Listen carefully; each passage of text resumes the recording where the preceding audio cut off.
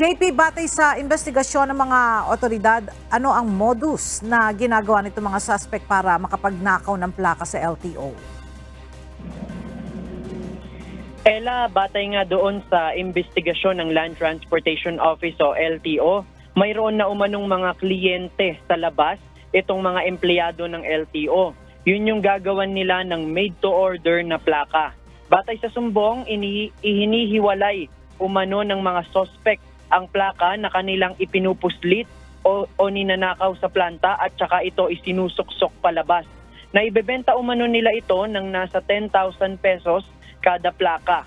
Kahapon, arestado na ng pulisya at ng Special Unit ng Department of the Interior and Local Government ang 3 suspect sa ganitong illegal na gawain. Mayroon pa umanong isa pa na mastermind ng nasabing modus ang tinutugis ngayon ng mga otoridad.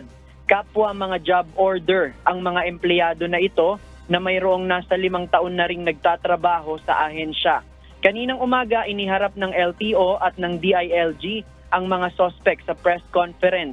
Mamaya ay sasailalim umano ang mga ito sa inquest proceedings at maaari silang maharap sa kasong qualified theft dahil sa pagnanakaw ng plaka.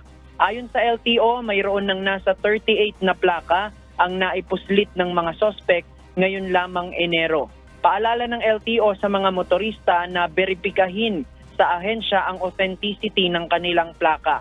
Maaari kasi anilang may nailabas na duplicated plate ang mga suspect na maaaring nagamit pa sa krimen. Ayon sa LTO, iniimbestigahan na ngayon ang lahat ng mga empleyado nila sa plate making facility kung sino pa ang maaaring kasabwat ng mga suspect. Yan muna ang ating latest live. Balik sa'yo, Ella.